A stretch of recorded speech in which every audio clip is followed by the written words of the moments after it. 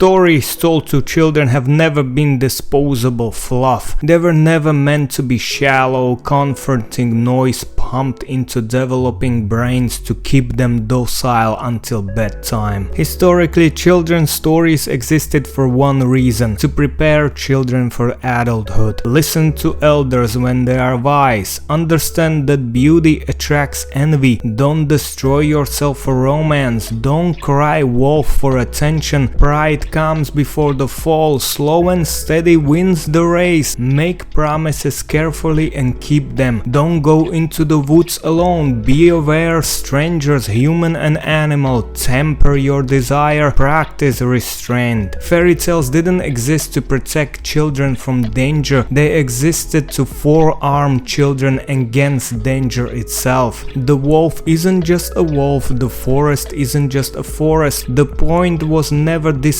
specific threat. It was teaching pattern recognition, to understand that naivety, unchecked trust and moral blindness gets you killed. This is why fairy tales are dark. This is why they're violent. This is why they don't flinch, because reality doesn't flinch. The fairy tale is not merely moral instruction. It's an evolutionary psychology expressed through imagination. One of the most persistent motifs across global folklore is the wicked stepmother. Snow White, Cinderella, Hansel and Gretel, the juniper tree, the wealth of the world's end, itself from all over the world. This isn't coincidence, this isn't patriarchy, it isn't misogyny, it's a pattern recognition. The so-called Cinderella effect is well documented. Children are statistically far more likely to suffer abuse in step-parental household. Not because step-parents are inherently evil, but because scarcity breeds competition and humans are not morally perfect creatures. Fairy tale acknowledges this uncomfortable truth centuries ago. Modern writers are terrified of it. This theme is not problematic, it's honest. It is a brutal lesson and it is a true one. These stories prepare children for a world where good intentions do not guarantee good outcomes and where danger often comes from places you are told are safe. So we softened the stories, we diluted the lessons, we replaced meaning with messaging. The result: children raised on narratives that insist the world is safe, authority is always wrong, and virtue is innate rather than cultivated.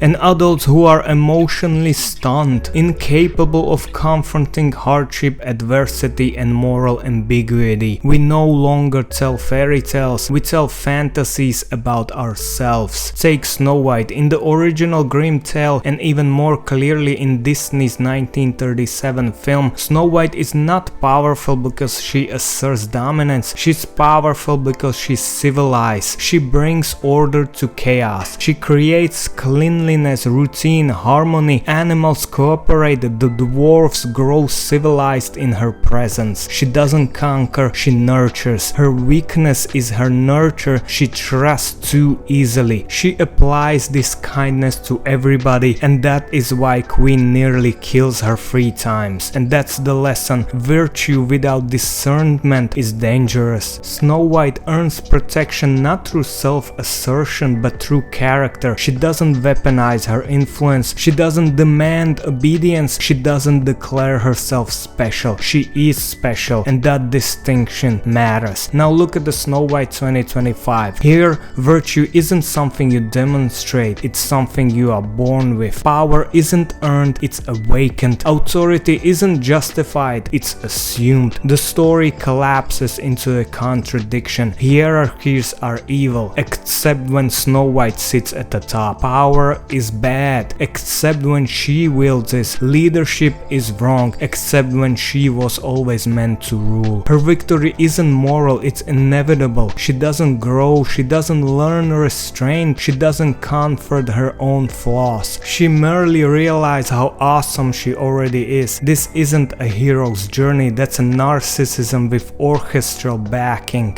The modern fairy tale teaches children you are entitled to power. Your feelings are moral authority, opposition is oppression, criticism is injustice, self-reflection is unnecessary. It tells girls they are oppressed not because of a behavior or competence, but because the world is afraid of their brilliance. This is not empowerment, that's an ego inflation, and inflated egos collapse under pressure. Children's stories should be one of the most serious fiction we create, because they shape the adults who will shape the world. A child raised on stories when power requires no responsibility will become an adult who abuses it. A child raised on stories where virtue requires no sacrifice will become morally hollow. A child raised without wolves in the forest will be eaten by them. C.S. Lewis put it best: a children's story that can only be enjoyed by children is not a good children's story in the slightest. If a story can't survive adulthood, it failed childhood. Modern children's entertainment isn't childish, it's infantile. It is written by adults who skip the process of growing up for children they wish to keep the same way. And if we don't start taking children's stories seriously again, if we don't confront them with reality, danger, morality and consequences, then nobody grows up. And the wolves don't go away, they just stop wearing costumes.